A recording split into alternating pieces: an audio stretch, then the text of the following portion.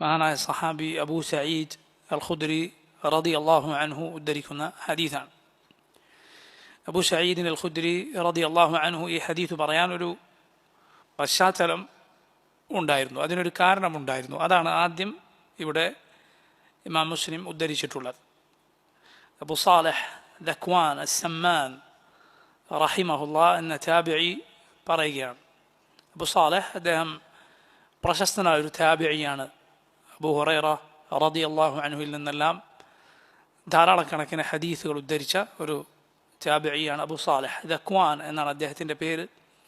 സമ്മാൻ എന്ന് അദ്ദേഹം അറിയപ്പെടുന്നു. അദ്ദേഹം ശമന് ഒരു തരം വെണ്ണ പോലെയുള്ള ഭക്ഷണ പദാർത്ഥമാണ്, അത് വിൽപ്പന നടത്തിയിരുന്ന ജോലി അദ്ദേഹത്തിനുണ്ടായിരുന്നു.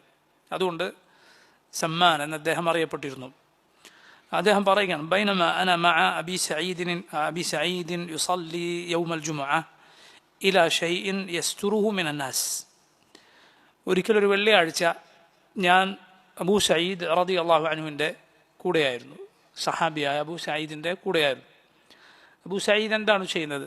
അദ്ദേഹം ഒരു സുത്രക്ക് പിന്നിൽ നിസ്കരിച്ചു കൊണ്ടിരിക്കുകയാണ്. അന്ന് വെള്ളിയാഴ്ച ദിവസമായിരുന്നു, ജുമുഅ അല്ല നിസ്കരിക്കുന്നത്, മറിച്ച് അദ്ദേഹം ഒറ്റയ്ക്ക് നിസ്കരിക്കുകയാണ്.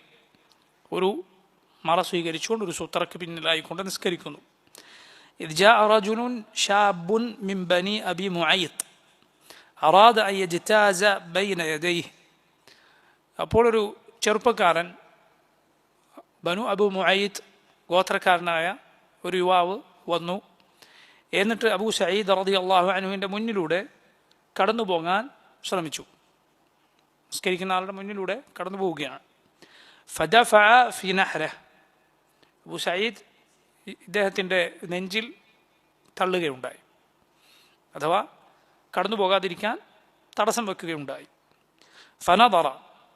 അപ്പോൾ ഈ പോകുന്ന ആൾ അയാളൊന്ന് നോക്കി. ഫലം യജിദ് മസാഗൻ ഇല്ലാ ബൈന യദൈ അബി സഈദ്. നോക്കുമ്പോൾ അബൂ സഈദിൻ്റെ മുന്നിലൂടെ അല്ലാതെ വേറെ ഒരു വഴി കാണുന്നില്ല പോകാൻ. ഫആദ. അതുകൊണ്ട് വീണ്ടും അബൂ സഈദിൻ്റെ മുന്നിലൂടെ തന്നെ ഇദ്ദേഹം കടന്നു പോകാൻ ശ്രമിച്ചു. ഫദഫഅ ഫീ നഹ്രിഹി അശദ്ദ മിന അദ്ദഫഅത്തിൽ ഉലാ. അബൂ സഈദ് നേരത്തെ തടസ്സം വെച്ചതിന്, നേരത്തെ തള്ളിയതിനേക്കാൾ ഒന്നുകൂടി ശക്തമായി ഇദ്ദേഹത്തെ തള്ളുകയുണ്ടായി. ഫമസല ഖായിമൻ. ഇത്രയുമായപ്പോൾ അദ്ദേഹം അവിടെ നിന്നു. ഫനാല മിൻ അബി സഈദ്.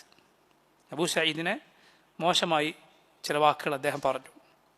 ثم زاحم الناس فخرج فدخل على مروان فشكا إليه ما لقي. എന്നിട്ട് പിന്നെ ജനങ്ങളുടെ കൂടെ അങ്ങനെ ആ തിരക്കിൽപ്പെട്ട് പുറത്തേക്ക് പോവുകയുണ്ടായി. ശേഷം അന്ന് മദീനയുടെ അമീറായിരുന്ന മർവാൻ്റെ അരികിലേക്ക് ഈ ചെറുപ്പക്കാരൻ പോയി. മർവാൻ പിന്നീട് ഖലീഫയായിട്ടുണ്ട്.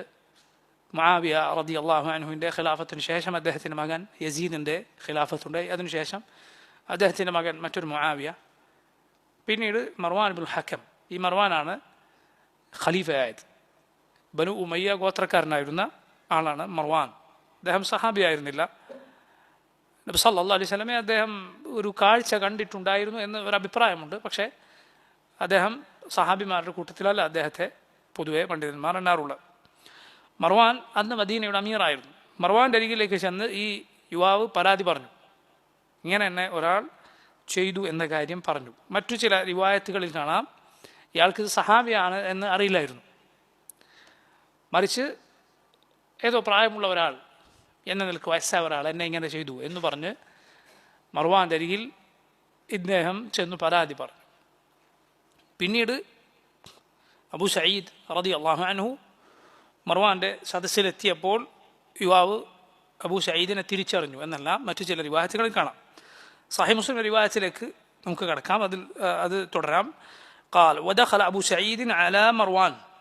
അബൂ സഈദ് റളിയല്ലാഹു അൻഹു മർവാൻ്റെ സദസ്സിലേക്ക് ചെന്നു, അമീറായ മർവാൻ്റെ സദസ്സിലേക്ക് ചെന്നു. ഫഖാല ലഹു മർവാൻ അബൂ സഈദ് റളിയല്ലാഹു അൻഹുവിനോട് ചോദിച്ചു, മാ ലക വലിബ്നി അഖീക് ജാഅ യഷ്കൂക്. എൻ്റെ നിങ്ങൾക്കും നിങ്ങളുടെ ഈ ഇബ്നുൽ അഖ് എന്ന് പറയുന്ന സഹോദരൻ്റെ മകൻ, അഥവാ പ്രായം കുറഞ്ഞ ആളെ പൊതുവെ അങ്ങനെ അഭിസംബോധന ചെയ്യാറുണ്ട്.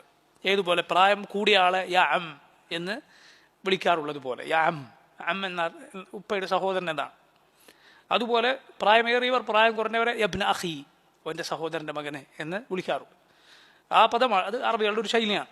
അതാണ് മർവാൻ ഇവിടെ ഉപയോഗിച്ചത്. മാലക വലിബ്നി അഖീക യഷ്കൂക്ക്, എൻ്റെ ഈ കുട്ടി നിങ്ങളെക്കുറിച്ച് പരാതി പറയുന്നല്ലോ എന്ന് അബൂ സഈദിനോട് മർവാൻ ചോദിച്ചു. ഫഖാല അബൂ സഈദ് റളിയല്ലാഹു അൻഹു, അപ്പോഴാണ് റസൂലുള്ളാഹി സ്വല്ലല്ലാഹു അലൈഹി വസല്ലമയുടെ ഹദീസ് പറഞ്ഞു കൊടുക്കുന്നത്.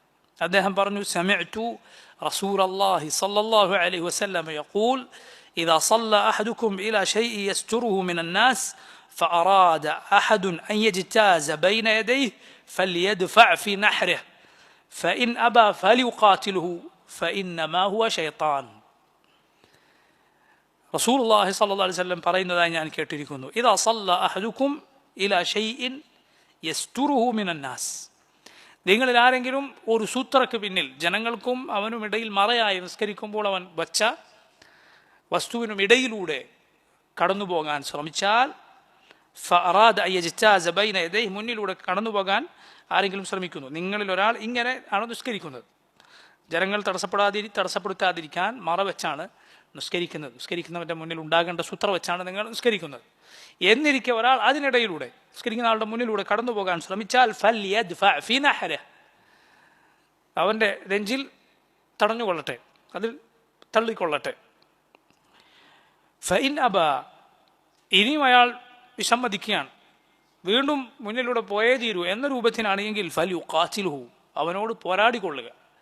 റസൂലുള്ളാഹി സ്വല്ലല്ലാഹു അലൈഹി വസല്ലം പറയണം, അവനോട് പോരാടിക്കൊള്ളുക, കാരണം ഫഇന്നമാ ഹുവ ശൈത്താൻ, അവനൊരു ശൈത്താനാണ് എന്ന് റസൂലുള്ളാഹി സ്വല്ലല്ലാഹു അലൈഹി വസല്ലം പറയുകയുണ്ടായി. ഈ ഹദീസ് അബൂ സഈദ് റളിയല്ലാഹു അൻഹു മർവാൻ പറഞ്ഞു കൊടുത്തു. അള്ളാഹുവിൻ്റെ റസൂൽ സ്വല്ലല്ലാഹു അലൈഹി വസല്ലമയുടെ ഈ വാക്കാണ് എന്നെ ഇങ്ങനെ ചെയ്യാൻ പ്രേരിപ്പിച്ചത് എന്നതാണ് പറഞ്ഞതിൻ്റെ അർത്ഥം. ഇത് നോക്കൂ നിങ്ങൾ, ഇതേ കാര്യം തന്നെ വിവരിക്കുന്ന മറ്റൊരു ഹദീസ് അബ്ദുല്ലാഹി ഇബ്നു ഉമർ റളിയല്ലാഹു അൻഹു ഉദ്ധരിക്കുന്നു. അതാണ് മുസ്ലിമിലെ അടുത്ത ഹദീസ്. عن عبد الله بن عمر أن رسول الله صلى الله عليه وسلم قال إذا كان أحدكم يصلي فلا يدع أحدا يمر بين يديه فإن أبى فليقاتله فإن معه القرين. رسول الله صلى الله عليه وسلم പറഞ്ഞു, إذا كان أحدكم يصلي, നിങ്ങളിൽ ആരെങ്കിലും നിസ്കരിക്കുകയാണെങ്കിൽ فلا يدع أحدا, ഒരാളെയും അനുവദിക്കരുത്, യമറു ബൈന യദൈഹി, മുന്നിലൂടെ കടന്നു പോകാൻ ആരെയും അനുവദിക്കരുത്. ഫഇൻ അബ, ഇനി അയാൾ വിസമ്മതിക്കുകയാണ്, അഥവാ മുന്നിലൂടെ പോയേ തീരൂ എന്ന രൂപത്തിനാണെങ്കിൽ ഫലുഖാതിലു, അവനോട് പോരടിക്കുക. ഫഇന്ന മഅഹുൽ ഖരീൻ, കാരണം അവൻ്റെ കൂടെ ഒരു ഖരീനുണ്ട്, അഥവാ പിശാചിൽപ്പെട്ട ഖരീൻ ഉണ്ട് എന്ന് റസൂലുള്ളാഹി സ്വല്ലല്ലാഹു അലൈഹി വസല്ലം പറഞ്ഞിരിക്കുന്നു. അപ്പോൾ നോക്കൂ നിങ്ങൾ, ഈ ഹദീസിൽ നിസ്കരിക്കുന്ന ആളുടെ മുന്നിലൂടെ ആരെങ്കിലും കടന്നു പോകാൻ നിന്നാൽ നിസ്കരിക്കുന്നവൻ എന്തു ചെയ്യണം എന്നത് ഈ ഹദീസിൽ റസൂലുള്ളാഹി സ്വല്ലല്ലാഹു അലൈഹി വസല്ലം നമ്മെ പഠിപ്പിക്കുന്നു. നമ്മൾ നിസ്കരിക്കാൻ നിന്നാൽ ഒരു സൂത്രയുണ്ടോ, ആ സൂത്രക്കും നമുക്കിടയിൽ ആരെയും കടന്നു പോകാൻ അനുവദിക്കാൻ പാടില്ല. സൂത്ര വെച്ചില്ല എങ്കിൽ ഒരാൾക്ക് അങ്ങനെ തടയാൻ അവകാശമില്ല എന്നാണ്. മുന്നിൽ മറ വെച്ചില്ല എങ്കിൽ ഒരാൾക്ക് അങ്ങനെ തടയാൻ അവകാശമില്ല. പക്ഷെ അയാളുടെ മുന്നിലൂടെ കടന്നു പോകാൻ പാടുള്ളൂ, അത് പാടില്ല. നിസ്കരിക്കുന്ന ആളുടെ മുന്നിലൂടെ അയാൾക്ക് സൂത്ര ഇല്ല എങ്കിലും അയാളുടെ മുന്നിലൂടെ കടന്നു പോകരുത്. മുന്നിലൂടെ എന്ന് പറഞ്ഞാൽ അയാൾക്ക് സുജൂദ് ചെയ്യാനുള്ള അകലത്തിനിടയിൽ കടന്നു പോകരുത്. അയാൾക്ക് സുജൂദ് ചെയ്യാൻ വേണ്ട ഒരു ദൈർഘ്യമുണ്ട്, അതിനിടയിൽ കടന്നു പോകരുത്. അതല്ല അയാൾ വല്ല മുസല്ലയോ മറ്റോ വിരിച്ചിട്ടാണ് നിസ്കരിക്കുന്നത് എങ്കിൽ അതിലൂടെ കടന്നു പോകരുത്, അത് ചവിട്ടി കടന്നു പോകരുത്, അത് മുറിച്ച് കടന്നു പോകരുത്. അല്ലെങ്കിൽ ഒന്നും വെക്കാതെയാണ് നിസ്കരിക്കുന്നത് എങ്കിൽ അയാൾക്ക് സുജൂദ് ചെയ്യാനുള്ള സ്ഥലം വിട്ട് അതിനിപ്പുറത്തൂടെ മാത്രമേ പോകാൻ പാടുള്ളൂ. മുന്നിലൂടെ പോകരുത്, അയാൾക്ക് സൂത്ര ഇല്ല എങ്കിലും പോകരുത്. പക്ഷേ സൂത്ര വെച്ചാലാണ് നിസ്കരിക്കുന്ന ആൾക്ക് തൻ്റെ മുന്നിലൂടെ കടന്നു പോകുമ്പോൾ തടയാൻ അവകാശമുള്ളത്. ആ സൂത്രക്കപ്പുറത്തുകൂടെ ആളുകൾ കടന്നു പോയാൽ പ്രശ്നമില്ല, അതിനിടയിലൂടെ കടന്നു പോകാൻ അനുവദിക്കാൻ പാടില്ല, ആരെയും അനുവദിക്കാൻ പാടില്ല. കാരണം അങ്ങനെ കടന്നു പോകാൻ അനുവദിച്ചാൽ നമ്മുടെ നിസ്കാരത്തിന് കോട്ടമുണ്ടാകുമെന്നാണ്.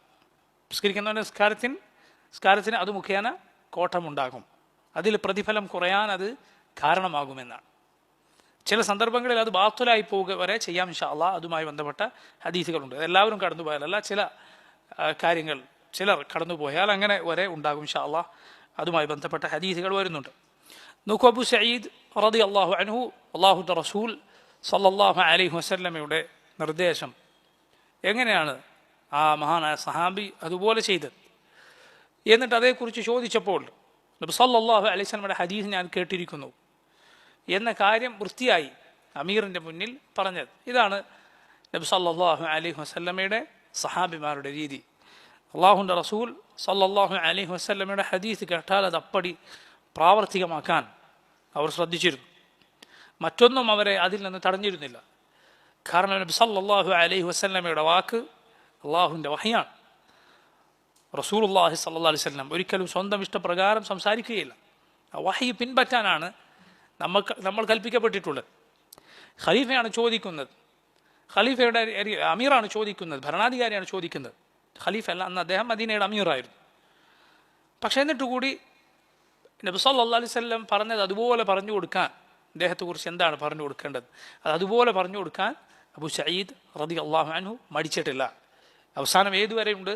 ഫഇന്നമാ ഹുവ ഷൈത്താൻ, അവനൊരു ഷൈത്താനാണ് എന്നുവരെ നബി സല്ലല്ലാഹു അലൈഹി വസല്ലമയുടെ ഹദീസിലുണ്ട്. എന്നാണ് ഷൈത്താൻ എന്ന് പറഞ്ഞാൽ?